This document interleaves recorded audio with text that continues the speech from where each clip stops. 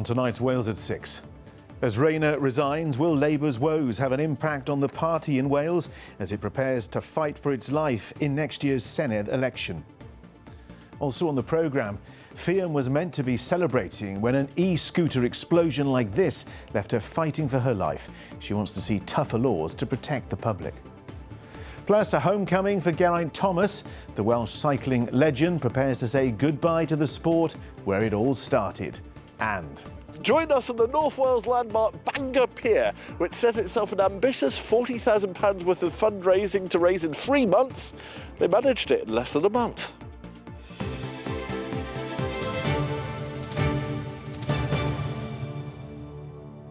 Hello, good evening. In the end, the pressure on Angela Rayner became too great.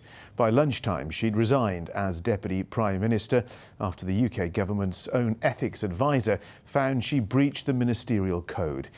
It was all down to her failure to pay enough tax on a flat in Brighton. It's triggered a wider reshuffle this evening. More on that in just a moment. But on a fast-moving day, here's Megan Boot with the very latest. A parting of ways. But is it also a tremor that cuts right through the government? In her resignation letter, Angela Rayner said she deeply regrets her decision not to seek additional specialist tax advice given her position as Housing Secretary and her complex family arrangements. She adds she takes full responsibility for this error and would like to take the opportunity to repeat that it was never her intention to do anything other than pay the right amount. Well, we've come to Barry in the Vale of Glamorgan, a seat that turned red in the last general election, to find out if Rayner's resignation is enough to draw a line under this whole story. I don't think this Labour government is going to last the way it's going. They're not representing the people and they're not representing the working class everyday person who pays their taxes. I feel sorry for her, but I think she probably did the right thing because she probably should have known. But yeah, no, I feel sorry for her though, because I quite liked her. Why is it taking this long for it to come out? I think it's going to be the downfall of this government. You think it's the beginning of a downfall? Yeah, I do, yeah. I think, yes, I think it's a major issue. You can't hide away from something this big. What is clear here is that the Prime Minister's judgment is on the line here because he was saying there's nothing to see here, move on in the early part of this week. The Chancellor was backing the Deputy Prime Minister yesterday and she makes the big calls on the financials, and both of those senior politicians have found to be wanting in their judgment. Summer's definitely over, and this morning we've got all the number 10 staff together. This was Monday, the Prime Minister launching the second phase of his government. In less than a week, he's having to reshuffle again. Plaid Cymru say his government's in chaos. The Prime Minister says Rayner would remain a major figure in our party. But the loss of a politician popular among the grassroots, seen as a bridge between number 10 and the wider party. It's what partnership in power looks like, isn't it? Power, that's it, yeah. Well, perhaps Wales's election next spring will give a real flavour of that impact. And Megan is here now. This departure has prompted a wider reshuffle, which is still going on. Still going on. Some of the headlines for you now. David Lammy is taking over as Deputy Prime Minister and Justice Secretary. Yvette Cooper is then taking on his seat as Foreign Secretary.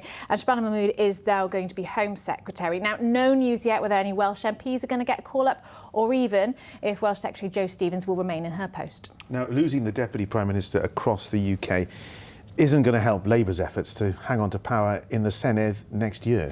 Yeah, it's a real blow. I mean, you saw my report there. This was meant to be the launch of phase 2 for Keir Starmer, building that momentum going in a positive way that, of course, you'd imagine Welsh Labour would want to tap into. I think the second thing that you've got is, the loss of Rayner as a sort of campaigner. Remember her being that battle bus during the general election. She has a story from a Labour point of view that is quite a story. It was the policies of Tony Blair that helped her as a young mum with her children. Then she rises to be one of the most powerful women in politics. And I suppose the final thing is, as we found talking to people in Barry today, this has prompted up this issue of trust and judgment. Yes, the ethics report found that Rayner had acted in good faith, but there is that question among the public, and it's there, and that might be a difficulty really for Alina Morgan's party as she's on the doorstep, asking people to vote, asking people for their take on what politics looks like, what it should look like here. OK, Megan Boot, thanks very much indeed for that update. Well, Angela Rayner's resignation was a political gift, as you can imagine, for Nigel Farage, whose Reform UK party is holding its conference in Birmingham. Their only Welsh Senedd member, Laura Ann Jones, who defected from the Tories, told conference Wales is hungry for change. Well, there for us this evening is our reporter Joanne Gallagher. Good to see you, Joanne. Reform aiming for big gains at next year's Welsh election. Absolutely, they're going to be actively targeting Wales ahead of those Senedd elections in May. Wales was mentioned a number of times today from the podium by their leader, Nigel Farage. Around 6,000 people were in the hall today to hear his speech, although there were some empty seats, but there were a number of people here from Wales as the party's popularity continues to grow. A media scrum as Reform's leader arrives. I can't win, can I? He's not referring to an election, he's got his eyes firmly on number 10. And here's how he plans to get there. We are the last chance the country's got to get this country back on track.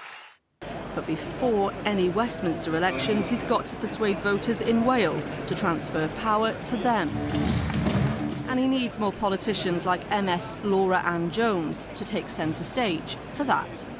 Reform care about Wales, we really care about Wales, and what's wonderful since I've joined Reform is that they want us to make, the people of Wales, to make policy in Wales for Wales. You've got no leader in Wales, have you, at the moment in Reform?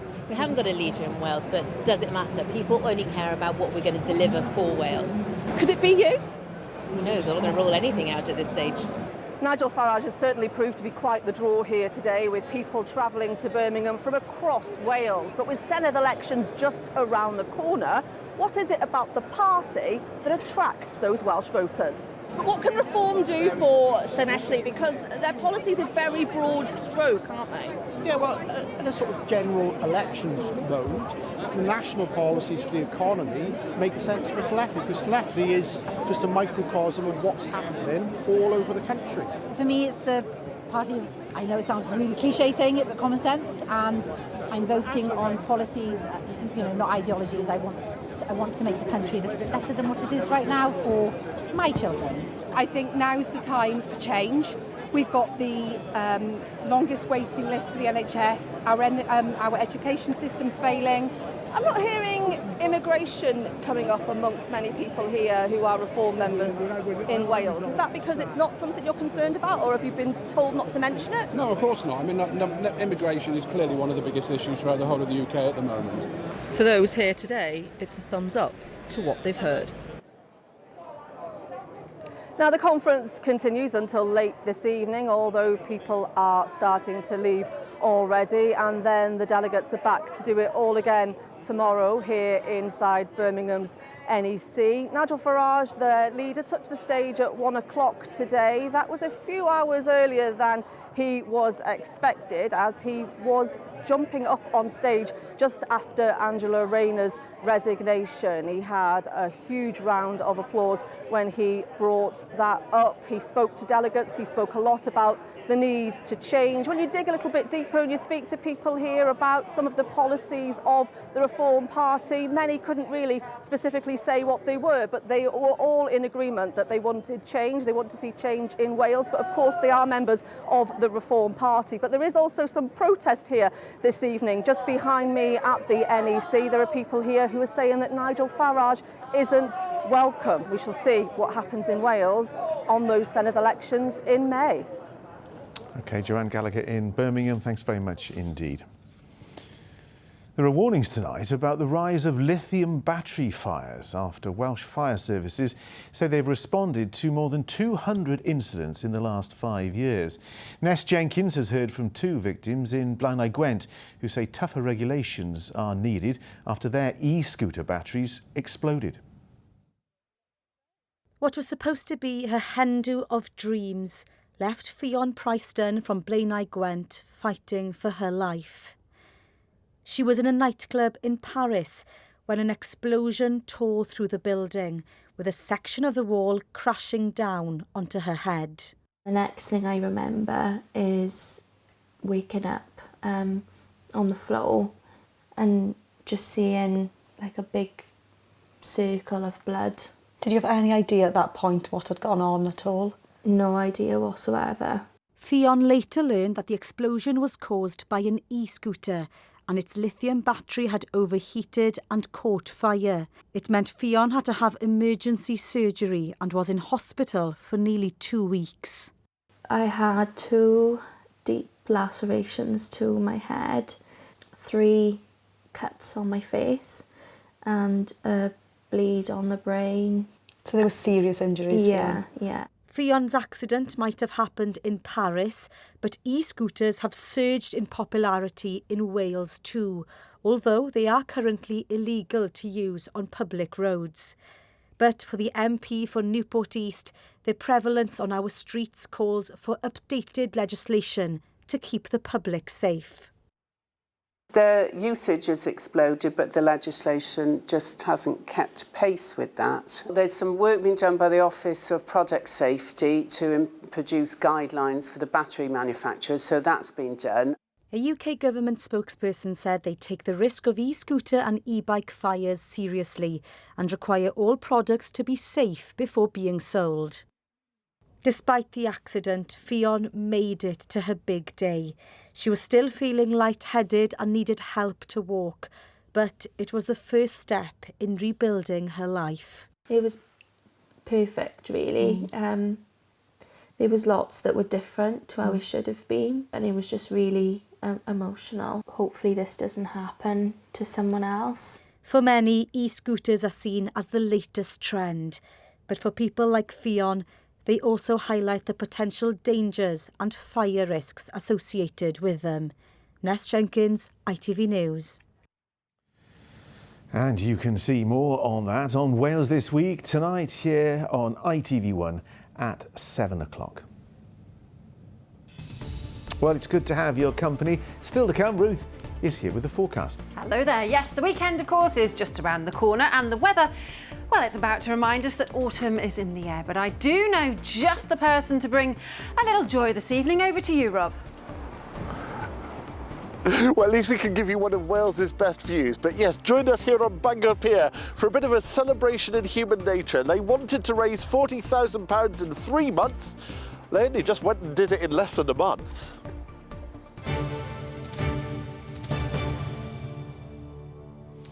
Before that, rugby, and Wales women head coach Sean Lynn says he's determined to finish his team's World Cup campaign on a high.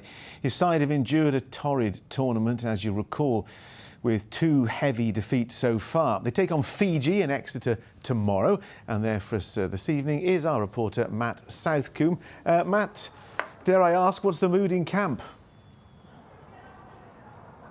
Well, John, as you can see behind me, the players are just going through their final preparations ahead of the game. Well, they've tried to be as positive as they can this week, but you sense that deep down they know they need to end this campaign with a victory.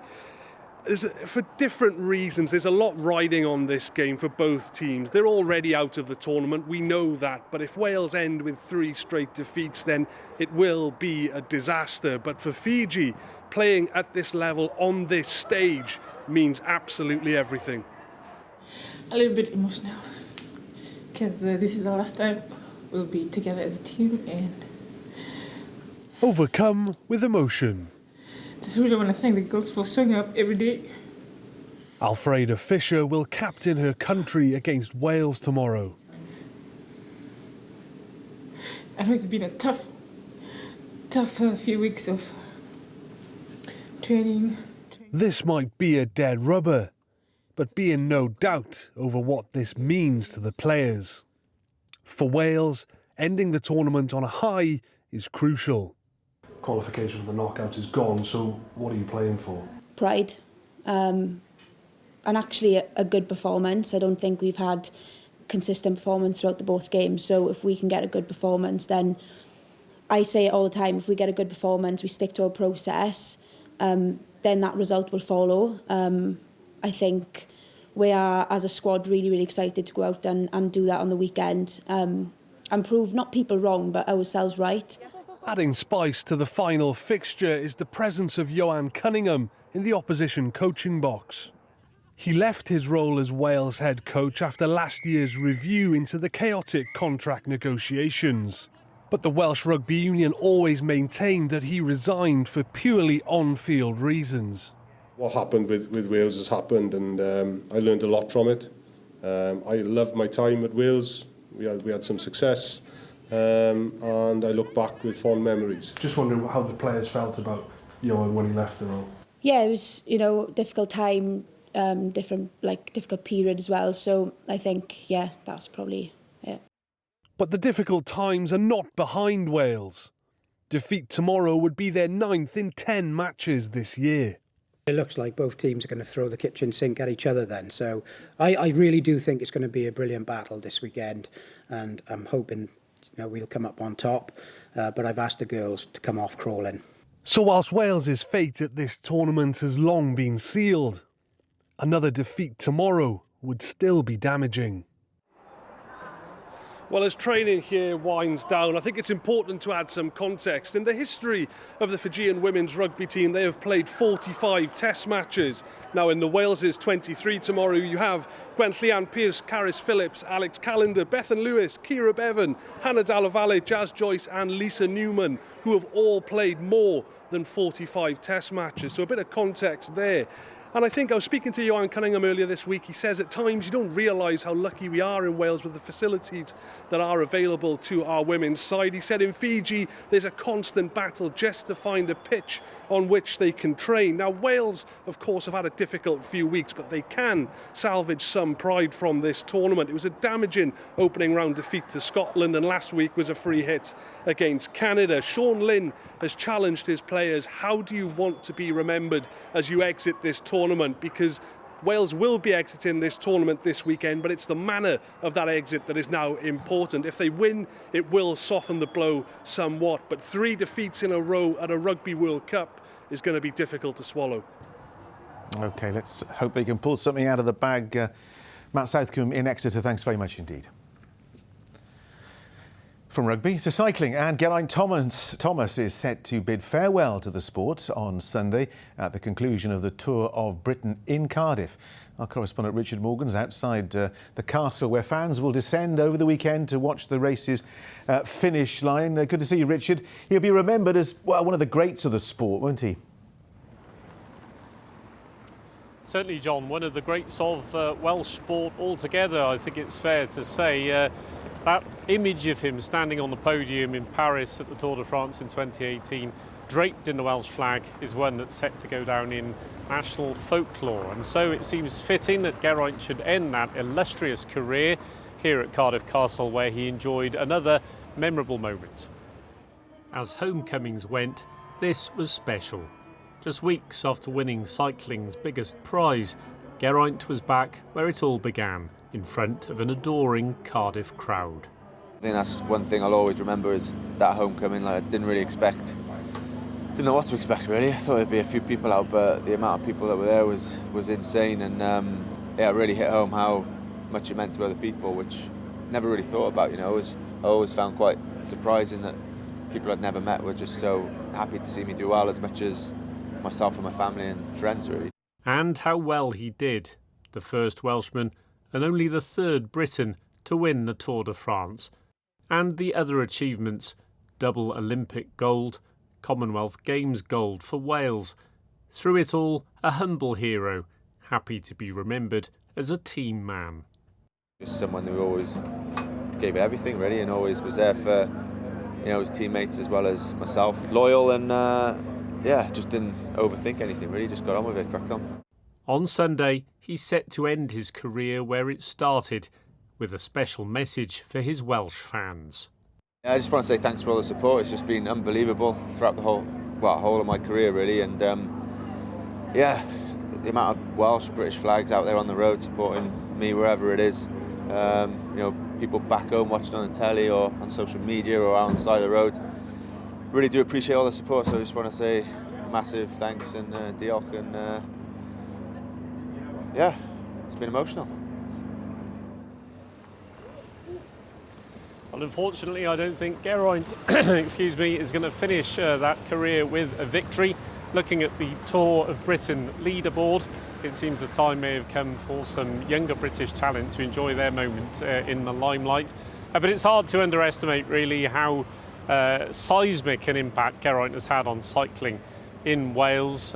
He's paved the way for a whole list of talent, the likes of Luke Rowe, Eleanor Barker, Becky James and Emma Finucane. And it was clear from watching that interview, John, that he intends to continue inspiring the younger generation after retirement, passing on that simple love of getting out there on the bike as he did all those years ago at Maindee Flyers. As for the man himself, well, I can vouch for the fact he's very much, as he came across there, very humble, very modest, very down to earth. He says he's someone who just got on with it. Well, he may have just got on with it, but he did so in style, and what a wonderful CV he finishes with.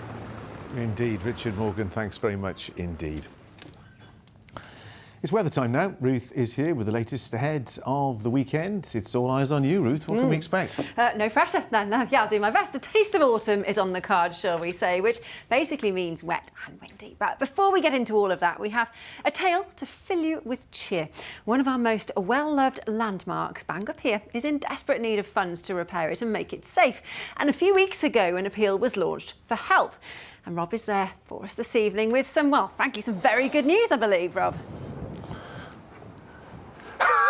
Absolutely, and then some. This is literally the end of the pier show, but what a pier, what an end, and what a view as well. I mean, let's face it, if you're being practical, you probably wouldn't build a load of architectural iron and steel and kaplunk down into one of the fastest flowing bits of Wales's waterways, but they did, and it's here. And with me is Avril Waite, who's the chair of the Friends of Bangor Garth Pier. You set yourselves 40 grand to race in 3 months, and you did it in 3 weeks and 6 days. Blimey, what on earth do you do for an encore after that then? Well, it was just amazing. Yeah, it's just incredible. The community really did get together. You know, all aspects. You know, we had the football club, Bangor 1876, they gave us a couple of 1876s. Wow. We had people from New Zealand who come from this area originally. They gave us £4,000. Gosh! We had anonymous donations of £1,000, 2 of those. An anonymous grant? 2. I love that. I know, 2 of them. Wow. And local people gave money. You know, I think it's like a stone wall. You know, a dry stone wall, where you have big stones and little stones. And the blocks keep on building. Yes. And if you didn't have the little ones, all the 5s and the 10s and the 20s, you wouldn't have a wall. People have just been amazing, amazing. And then a man from the Philippines who comes from this area, he took us over the limit on Sunday afternoon with £735. You can now have a rest for the next 2 months.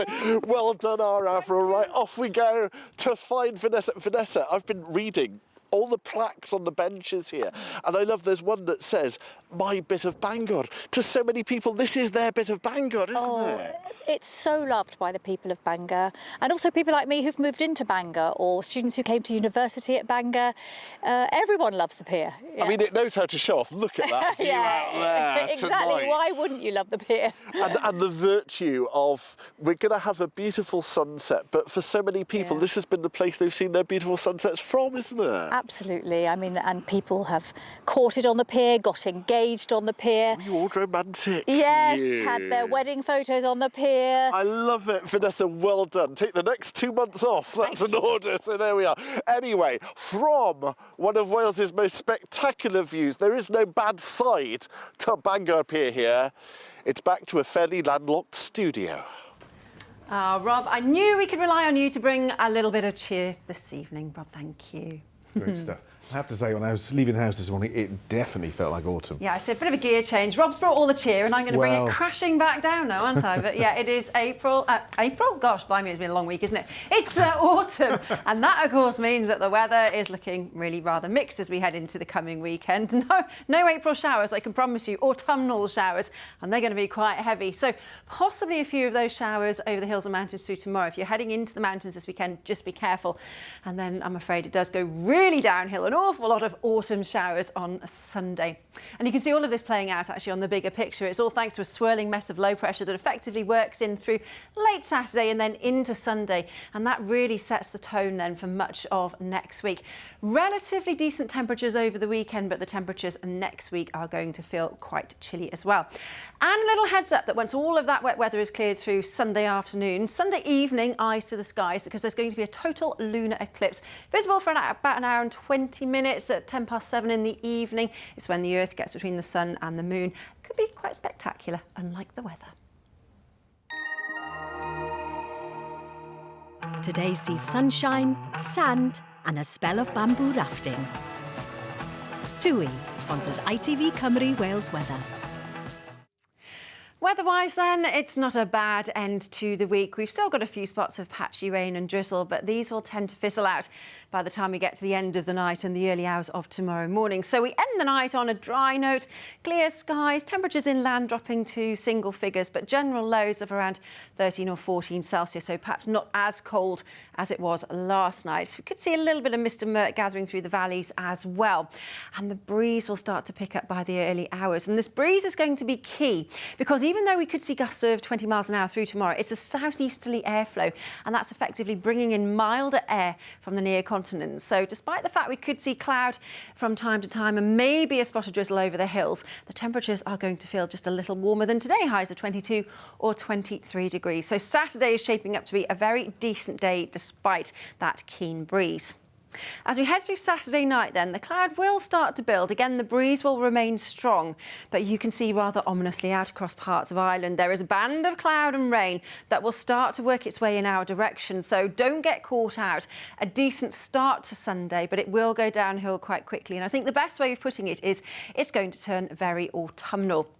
So what that will do is set the tone then for the second part of the weekend, turning rather unsettled with showers. And then as we head into the start of next week, I did say autumnal, you'll notice the temperatures starting to feel just a little bit fresher as well. Over the weekend, that continental air will keep things on a relatively mild footing, but business as usual next week with highs of just 17 or 18 in Celsius. TUI sponsors ITV Cymru Wales Weather.